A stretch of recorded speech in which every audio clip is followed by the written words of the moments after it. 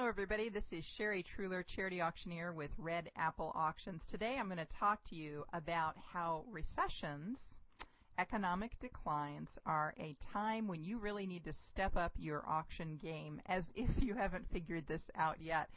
I wanted to tell you a story though starting out here, because a few months ago now, gosh, it's been quite a few months, over a year, I started to have my clients ask me about how the economy was affecting fundraising auctions.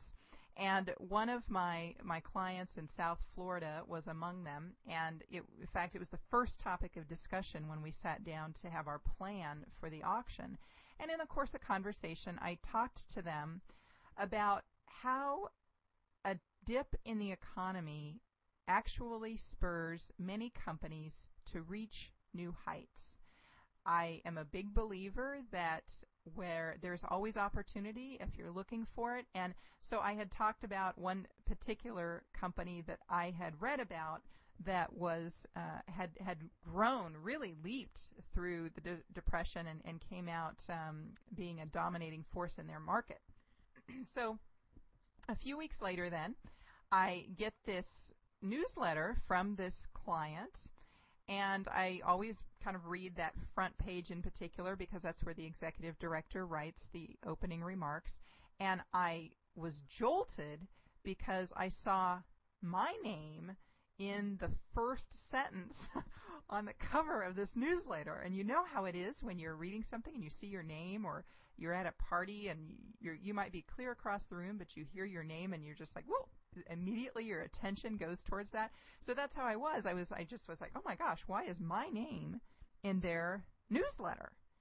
And as I read the article then, what he did is he was talking about specifically about the economy, and he was directing it towards their supporters, and he reminded them of all the great work that this group is doing in the community. He talked about some of their immediate needs that they have, and he set that tone that it's time for everyone to band together to help. I thought that was excellent, the way that he pitched this. But since I've been mentioning this company, I thought I would at least bring it up to you here in this audio as well, because I'm sure that you might also be curious.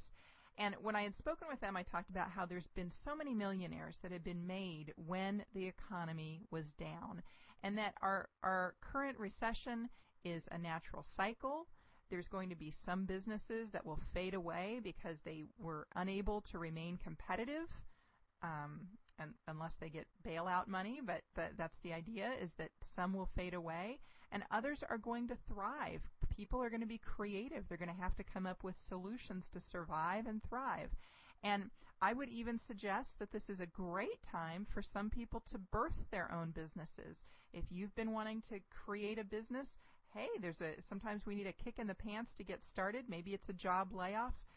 Maybe it's your spouse's layoff, but it's a time that makes us take a step in the right direction. It's a change that maybe we've been wanting to make for a while.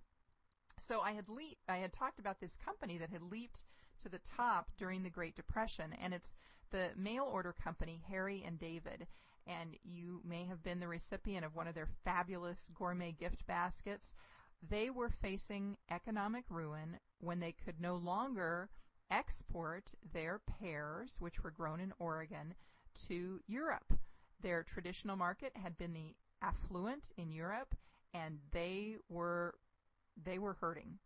So they started to think creatively about what they could do with these fabulous pears, and they thought, well, mail order was relatively new at the time, and they thought maybe we could start shipping this by mail. So in 1934, the brothers went to San Francisco and New York, and they pitched this idea to the industry leaders of their day. All these businessmen, they heard about it and they said, look, we've got these fabulous, these luscious pears. They'd make the perfect business gift for your clients, and their idea worked. They went back to Oregon. Orders flooded the stores. The pears had found this new fan base all over the United States, and Harry and David then went on to become a direct marketer of fruit and food gifts. That whole mail order catalog industry was born right through those challenging times. So just as Harry and David sought out new customers, you might need to seek out new donors. The traditional places maybe that you've tapped for donations and sponsorships might not be able to give. It's time for you to seek fertile ground elsewhere, just as Harry and David did as well. And by the way, you can read that whole story on their website. So I want you to keep reminding yourself, there is still money being made out there. There is still money being spent out there. You might have to seek it in a different corner of your world, but don't get so disheartened. So here's some ideas. First, start procurement earlier than usual. You might get more no thank yous this year. That's okay. People are allowed to say no thank you. But you have a right to ask, and you can ask the next person and the next person and the next. Number 2, you can just throw a wider net. You can reach out to more potential donors to ensure that you're procuring enough of the items that are popular with your crowd. You can 3, reach out to more people. Call them personally to invite them. That'll keep your audience numbers up. It's important to make that connection so that people know that this is important to you and should be important to them. You can be creative in thinking about the types of items that you want to sell, items which can't be purchased elsewhere. And by the way, if you go to my website, I've got a free gift that's got all kinds of ideas for you in this sense. It's our auction item guide. It's the top 100 selling items that we sold last year. Many of them fall right into this category. Items that can't be purchased elsewhere. It's the lunch with the well-liked mayor. It might be the day with the fireman, that sort of thing. They always draw in bidders regardless of the economy. Also, you'll want to conduct an aggressive pre-auction marketing campaign. You're going to want to make sure that people who are coming to your event know what those items are so that when they walk in, they're ready to buy. You'll also want to stay mission focused. Remember to tell your reporters about, or your supporters rather, about what it is that you do. You want people to understand where the money is going. They'll be more likely to give if they do.